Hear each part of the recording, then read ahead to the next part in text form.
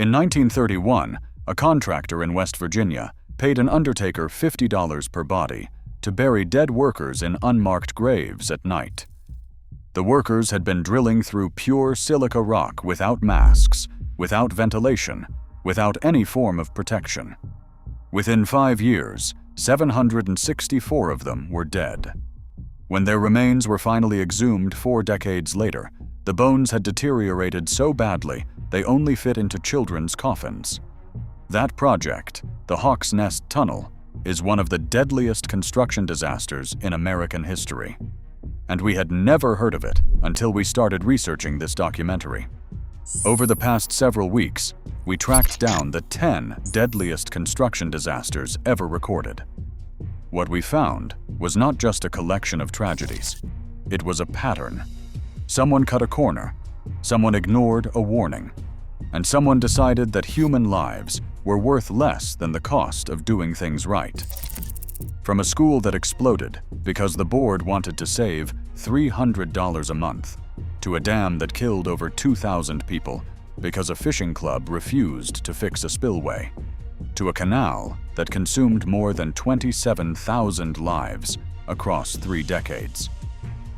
We are counting them down from number 10 to number 1 by confirmed death toll.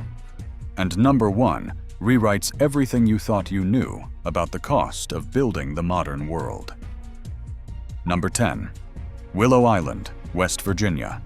April 27, 1978. 51 dead. Allegheny Power System was building 2 concrete cooling towers at the Pleasance Power Station on the Ohio River. Tower number 1 had been completed the year before. Tower number 2 stood at 166 feet, with 28 concrete lifts poured. The workers used a patented lift-form scaffold built by Research Cottrell of Bound Brook, New Jersey, bolted directly to each freshly poured concrete ring and jacked up daily. On the cold morning of April 27th, that scaffold was bolted to lift 28, a ring of concrete that had been poured just 18 hours earlier in near-freezing overnight temperatures. The concrete had reached roughly 220 pounds per square inch of compressive strength. Standard engineering practice required at least 1,000 taotan per square inch before loading. Nobody tested it that morning. Nobody checked. Shortly after 10 in the morning, as a crane hoisted the 3rd bucket of wet concrete for lift 29, the cable went slack. The crane tilted toward the interior of the tower. Lift 28 began to peel away from the wall in a counterclockwise pattern. The entire 4-level scaffold, the wet concrete, the wooden forms, and 51 workers fell 170 feet into the hollow center of the unfinished tower. Every single man on that scaffold died. One local family from the surrounding Ohio River Valley lost 4 of 5 sons that morning. Several in-laws died alongside them. What made this disaster even more painful was what investigators found afterward. OSHA had inspected the identical scaffold system on Tower Number 1 in March of 1977 and warned of potentially disastrous consequences. That warning was filed and never acted upon. The federal investigation produced 20 violations, 10 of them classified as willful, and a proposed fine of $108,300. The final negotiated settlement was $85,500.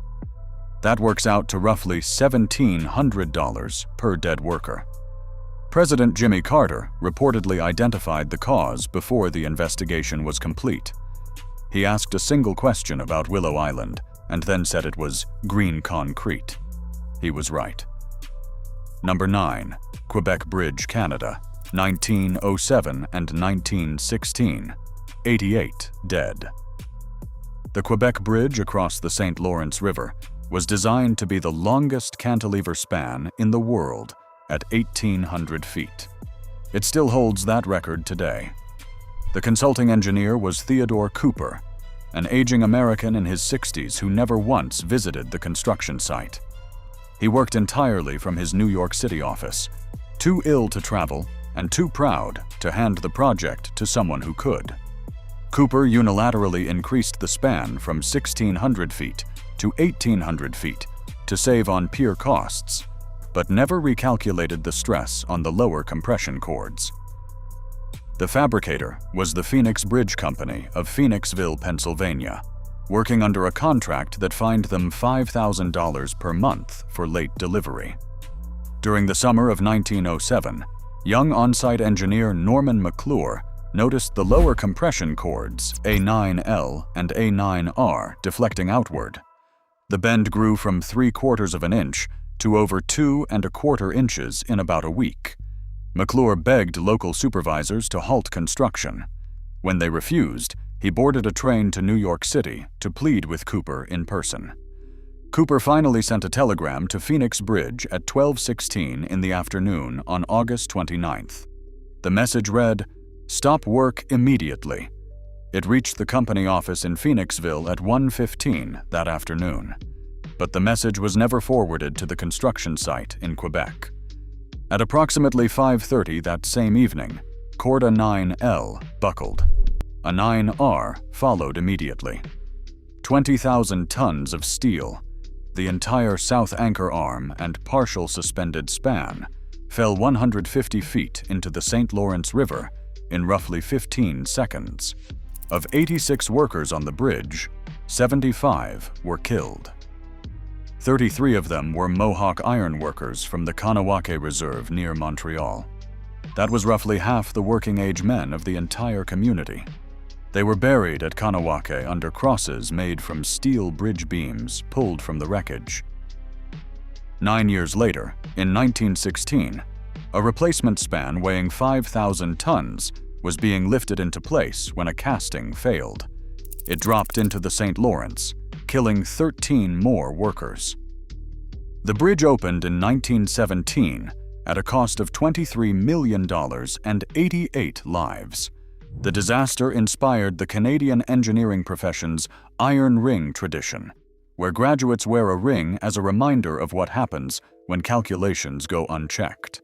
If you are learning something new in this documentary, take a second to like and subscribe. It costs nothing, and it helps us bring more of these stories to the surface. Number 8. Hyatt Regency Hotel, Kansas City, Missouri. July 17, 1981. 114 dead. On a warm Friday evening, approximately 1,600 people packed the atrium of the Hyatt Regency Hotel in Kansas City for the weekly tea dance. Spectators gathered on suspended walkways above the crowd. About 40 stood on the second-floor walkway, and 16 to 20 on the fourth-floor walkway directly overhead. At 7:05, the fourth-floor walkway tore free from its hanger rods, crashed onto the second-floor walkway, and both fell onto the dance floor. 114 people were killed, and more than 216 people were injured. The cause was a single field fabrication change made in February of 1979 that nobody recalculated. The original design by the engineering firm of Jack D. Gillum and Associates called for a single continuous 1 1/4 inch diameter steel hanger rod running from the atrium ceiling down through the fourth-floor box beam and continuing all the way to the second-floor box beam. Each beam would hang on its own nut. The steel fabricator, Haven Steel Company, found the long, continuously threaded rod impractical to install on site. They proposed splitting it into 2 shorter rods. One rod would run from the ceiling to the fourth-floor beam. A second rod would run from the fourth-floor beam down to the second-floor beam. The change seemed minor on paper. In reality, it doubled the load on the fourth-floor connection, from roughly 20,000 pounds to over 40,000 pounds, because the fourth-floor beam now had to carry the full weight of both walkways instead of just its own. The welded box beam was never designed for that load. Shop drawing number 30, carrying the revised 2-rod detail, crossed the desk of project engineer Daniel M. Duncan. It was returned to Haven Steel with the firm's approval stamp. No structural recalculation was performed. The Missouri Board filed charges in 1984. Judge James B. Deutsch found both Duncan and Gillum guilty of gross negligence. Both lost their licenses. Gillum spent his remaining years lecturing students, telling audiences he was haunted 375 days a year. Over 300 civil lawsuits resulted in at least $140 million in settlements. The American Society of Civil Engineers responded by declaring that the structural engineer of record bears non-delegable responsibility for design integrity. That policy traces directly back to Kansas City.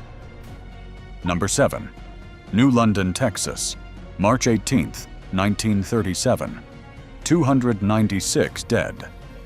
The London Consolidated School in Rusk County, Texas, sat on top of the East Texas oil field and was the wealthiest rural school district in the entire country. The school board decided to cancel its commercial natural gas contract with United Gas Company to save approximately $300 per month. Instead, they authorized the school's maintenance plumbers to tap directly into a wet residue gas line owned by H.L. Hunt's Parade Gasoline Company. Tapping into residue lines was a common money-saving practice across the oil field at that time. The problem was that casing head residue gas in 1937 was completely untreated. It was colorless, it was odorless, and it was highly explosive.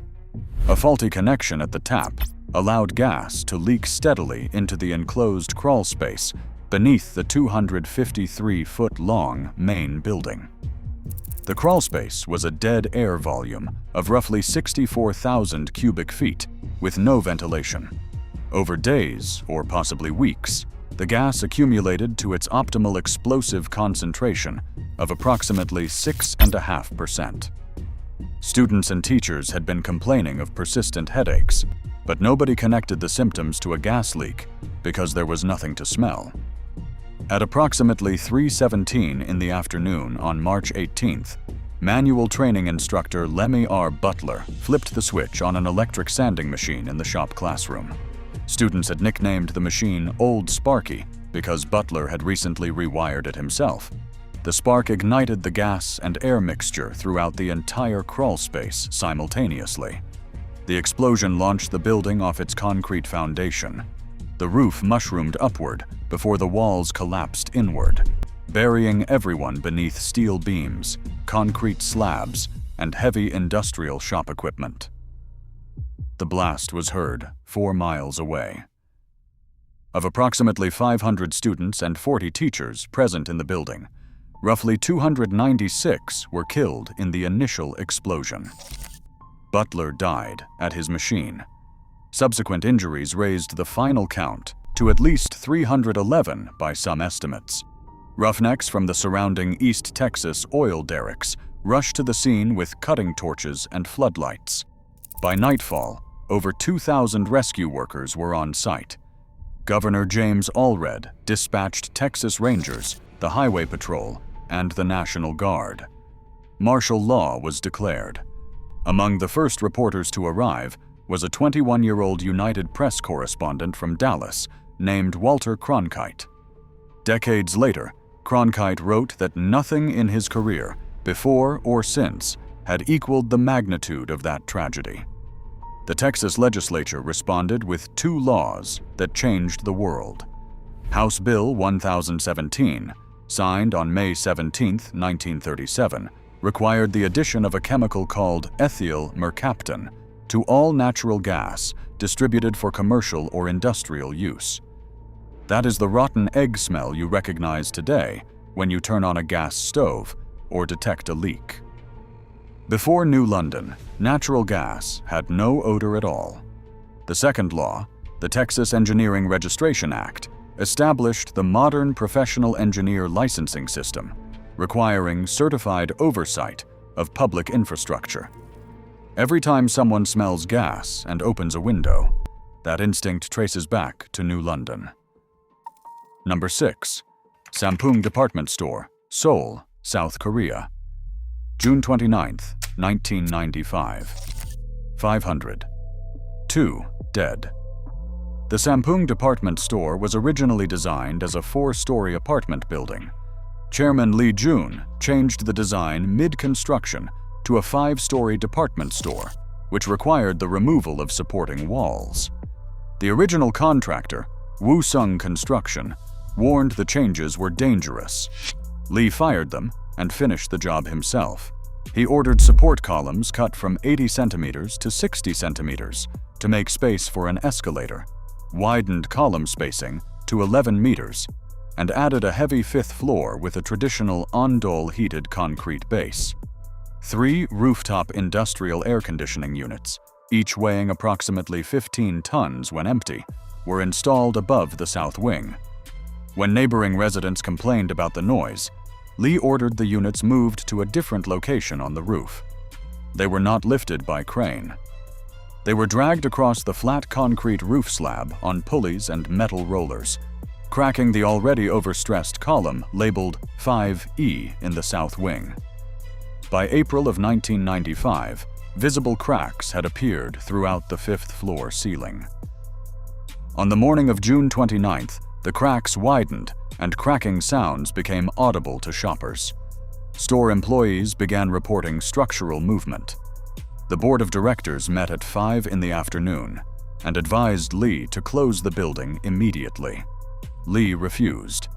At 5:50 in the evening, workers finally sounded an alarm. 2 minutes later, at 5:52, the overloaded roof gave way. The 3 air conditioning units crashed through the 5th floor, then the 4th, then the 3rd. Every column in the south wing failed within 20 seconds. The entire wing pancaked into a basement 4 stories deep. 502 people were killed, and 937 were injured. Over the following weeks, rescue teams pulled 24 survivors from the compacted rubble. The last was 19-year-old store clerk Park Seung-hyun, freed after 17 days on July 15th. She was dehydrated and disoriented, but had only a single scratch on her leg. When nurses told her how long she had been trapped, she was shocked. She believed it had been 5 days. An earlier rescue pulled out Choi Myung-seok, an architectural engineering student who later joined GS Engineering and Construction as a structural safety engineer. Lee Jun received 7.5 years for criminal negligence. He died of a heart attack in 2003, days after his release. We are now past the halfway point of this countdown. The 5 disasters we have covered so far killed a combined 1,051 people. The next 5 killed over 32,000. If this documentary is giving you something you have not seen in any other video, hit like and subscribe so we can continue producing these investigations. Number 5. St. Francis Dam, San Francisco Canyon, California. March 12, 1928. At least 431 dead. The St. Francis Dam was a concrete gravity arch structure, 205 feet high and 1,300 feet wide, designed and built by William Mulholland's Los Angeles Bureau of Waterworks and Supply between 1924 and 1926. Its reservoir held 12.5 billion gallons, and it was intended to be the critical storage piece of the Los Angeles aqueduct system that brought water from the Owens Valley 230 miles to the north. The dam site was geologically catastrophic. The western abutment sat on rock that disintegrated when wet, and the eastern abutment sat on top of an ancient landslide. On the morning of March 12th, damkeeper Tony Harnischfeger telephoned Mulholland to report a new leak at the base of the dam. The water seeping out was muddy, which meant it was carrying foundation material with it. Mulholland drove out with his assistant Harvey Van Norman, examined the leak, pronounced it within normal parameters, and drove back to the city. Harnischfeger had previously been warned by his superiors that if he wanted to keep his job, he should stop telling people the dam was unsafe. At approximately 2.5 minutes before midnight, the dam failed catastrophically. A wall of water 140 feet high, carrying 12.5 billion gallons, roared down San Francisco Canyon toward the Santa Clara River Valley at speeds reaching 18 miles per hour. It killed Harnischfeger and his 6-year-old son first. The flood then swept through Castaic Junction, the construction camps at the Edison powerhouse, and the farming towns of Fillmore and Santa Paula, before finally emptying into the Pacific Ocean near Ventura at around 5:30 in the morning. Pieces of the dam, weighing as much as 10,000 tons, were found half a mile downstream. The initial official death toll in August of 1928 was 385. Bodies continued to be recovered into the 1990s. The current best estimate is at least 431, though some historians place it above 600. At the coroner's inquest beginning March 21st, Mulholland delivered the most famous statement in dam engineering history. He said, "Do not blame anyone else, you just fasten it on me. If there was an error in human judgment, he was the human, and he would not try to fasten it on anyone else. On an occasion like this," he said, "he envied the dead." The jury cleared him of criminal liability, but declared that a great dam should never be left to the sole judgment of one man, no matter how eminent. Mulholland retired that December. California created the Division of Safety of Dams the following year. Number 4. Hawks Nest Tunnel, Gauley Bridge, West Virginia, 1930 to 1935. 764 dead, possibly over 1,000. This is the disaster we opened this documentary with. It is one of the most overlooked stories in American industrial history, and it deserves to be remembered as the deadliest industrial atrocity in the history of American construction.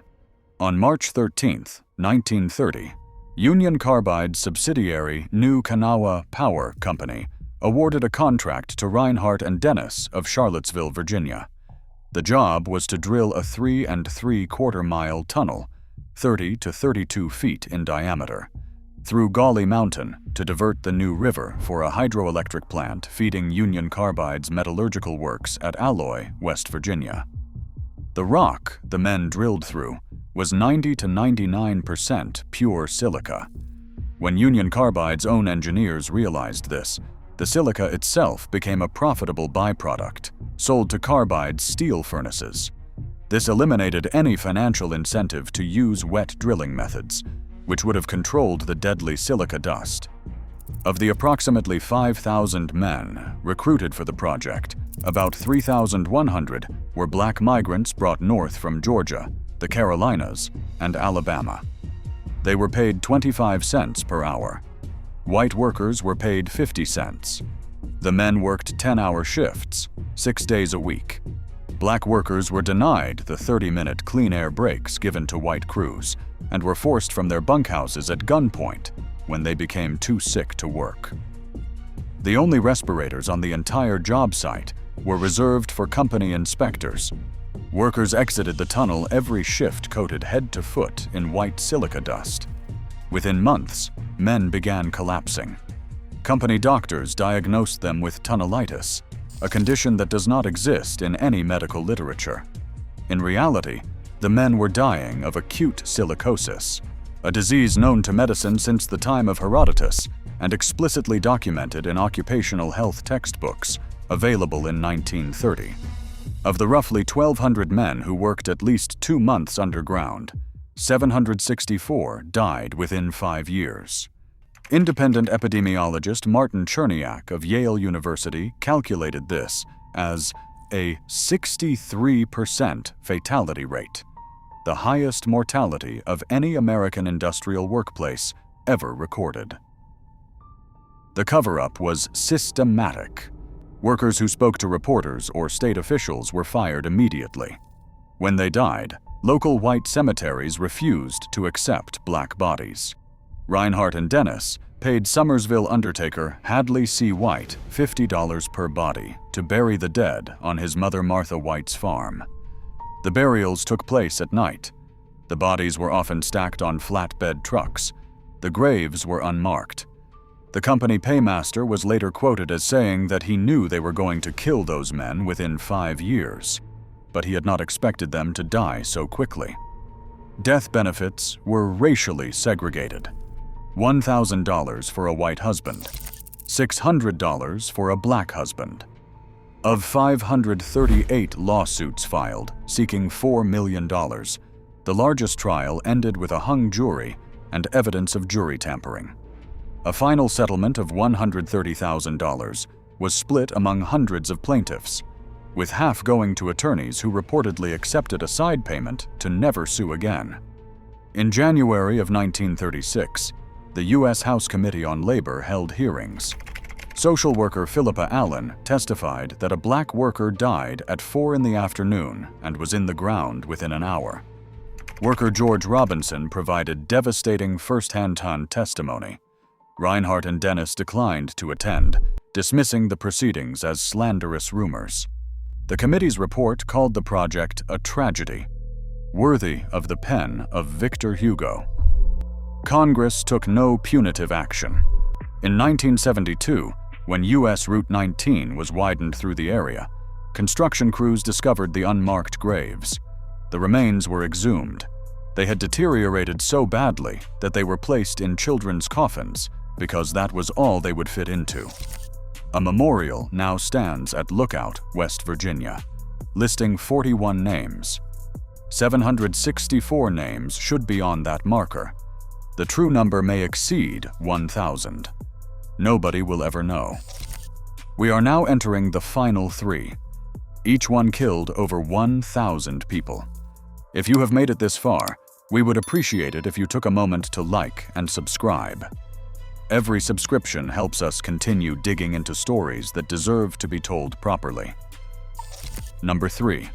Rana Plaza, Savar, Bangladesh, April 24th, 2013. 1,134. The 8-story Rana Plaza commercial building was constructed in 2006 on the site of a former pond and landfill on the outskirts of Dhaka. The original building permit authorized 5 stories for shops and offices only. The upper 3 floors were added illegally, without supporting walls, without engineering review, and without any structural reinforcement. Building owner Sohail Rana was a local political figure with reported connections to the ruling party's youth wing. The building housed 5 garment factories, including New Wave Bottoms, Phantom Apparel, and Ethertex. Those factories operated heavy industrial sewing machinery and rooftop diesel generators that the structure was never designed to support. On April 23rd, large cracks appeared throughout the building. A government structural engineer inspected the building and ordered it closed. The bank and ground floor shops evacuated immediately. Sohail Rana went on television that evening and declared the building safe. The next morning, garment factory managers ordered approximately 3,600 workers, roughly 80% of them young women, to enter the building at 8. Workers who refused were threatened with the loss of a full month's wages. Some were physically pushed through the doors. When the building's electrical supply failed shortly after 9 in the morning, the rooftop diesel generators started automatically. Their vibration was the final stress on the already fractured columns. At approximately 9 in the morning, Rana Plaza pancaked. Floor after floor collapsed downward in a chain reaction. 1,134 people were killed. Nearly 2,600 were injured, hundreds of them requiring emergency amputations. In some documented cases, survivors trapped beneath concrete slabs performed amputations on themselves to escape the wreckage. International clothing brands whose labeled garments were recovered from the rubble included Benetton, Primark, Walmart, Joe Fresh, Mango, and The Children's Place, among others. Sohail Rana was arrested at the Indian border after a 4-day manhunt. Compensation under Bangladeshi labor law was set at approximately $1,600 for a workplace death. The International Labor Organization administered Rana Plaza Donors Trust Fund reached its $30 million target by June of 2015. The disaster created the legally binding Accord on Fire and Building Safety in Bangladesh, which has since inspected over 2,400 garment factories and corrected over 140,000 safety violations. Number 2. Johnstown, Pennsylvania, May 31, 1889. 2,209 dead. The South Fork Dam was a 72-foot-high earthen embankment built between 1838 and 1853 as part of the Pennsylvania Mainline Canal system. It impounded Lake Conemaugh, a 2-mile-long reservoir sitting 450 feet above the steel mill town of Johnstown, 14 miles downstream. In 1879, a syndicate of Pittsburgh industrialists led by Henry Clay Frick purchased the abandoned dam and incorporated it as the South Fork Fishing and Hunting Club. Members included Andrew Carnegie, Andrew Mellon, and attorney Philander Knox. Annual membership cost $800, roughly 25% more than the average American industrial worker earned in a year. The club made 3 fatal modifications. They lowered the dam crest for a carriage road. They installed iron fish screens in the spillway that caught debris during storms. And the original discharge pipes through the dam's base had been sold for scrap and never replaced. The dam had no emergency drawdown capacity. Engineer John Fulton of the Pennsylvania Railroad inspected the dam before 1880 and warned that the structure was unsafe. The club ignored him. When 6 to 10 inches of rain fell across the Conemaugh watershed in 24 hours on May 30th and 31st, Club President Colonel Elias Unger watched the lake rise more than 2 feet overnight. Workers scrambled to raise the dam crest with earth and stones and to clear the fish screens. At approximately 3:10 in the afternoon, the dam gave way. 20 million tons of water, with a flow rate briefly equaling the Mississippi River, tore down the valley at roughly 40 miles per hour. The wave was 36 to 40 feet high and half a mile wide, picking up locomotives, thousands of tons of barbed wire from the Gautier Wire Factory, entire houses, and human bodies.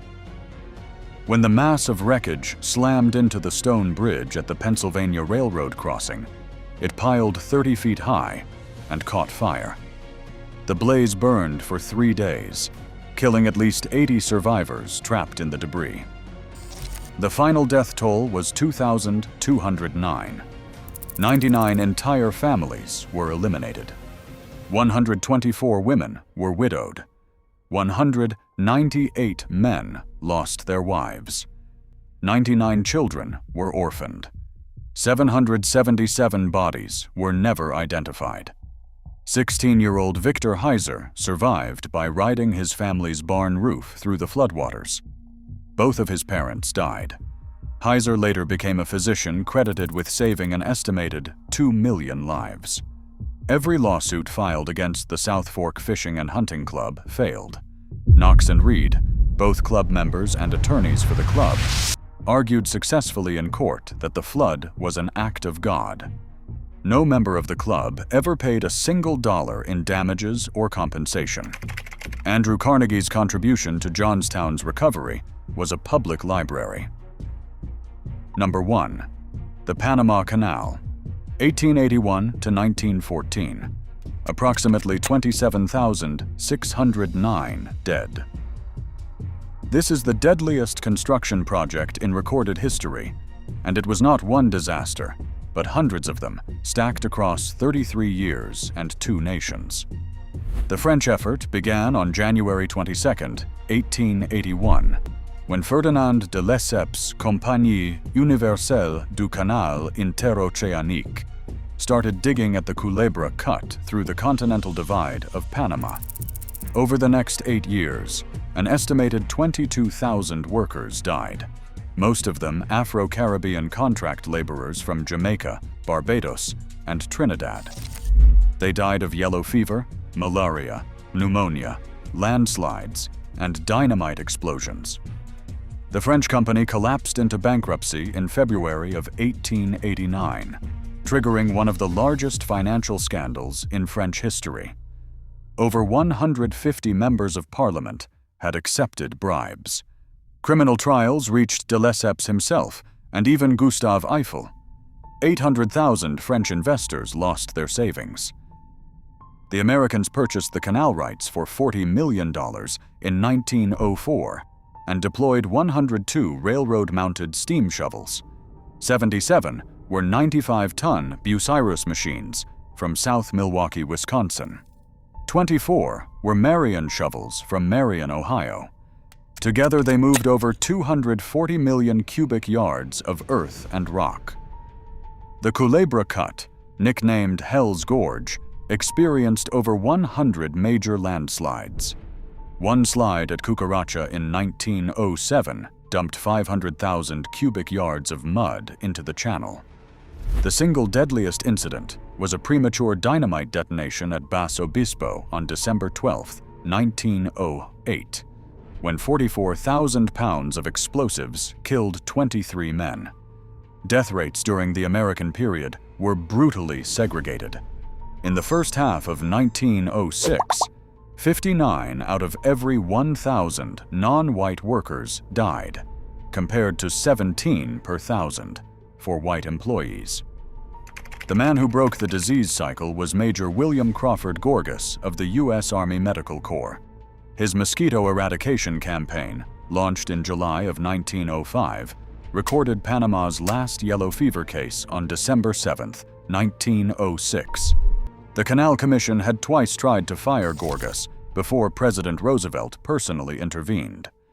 The Americans officially recorded 5,609 worker deaths during their decade of construction. Combined with the French-era toll, historian David McCullough calculated the total at approximately 27,609 lives. Today, the only verified surviving steam shovel from the Panama Canal construction, a Marion Model 60, sits at the Omar Salazaro Museum at the University of Costa Rica in Turrialba. It was sold after canal service to help maintain the Costa Rican National Railroad. Every safety code in modern construction was written because someone died. The rotten egg smell in natural gas comes from New London. The independent dam review process comes from St. Francis. The rule that a structural engineer cannot delegate design responsibility comes from Kansas City. The formwork testing requirements for fresh concrete come from Willow Island. And the silicosis protections that exist in workplaces today came decades too late for 764 men buried in children's coffins in West Virginia. We spent weeks on this documentary because we believe these stories deserve to be told with the specificity and respect they have earned. If you agree, like and subscribe to Construction Legends. We will keep digging.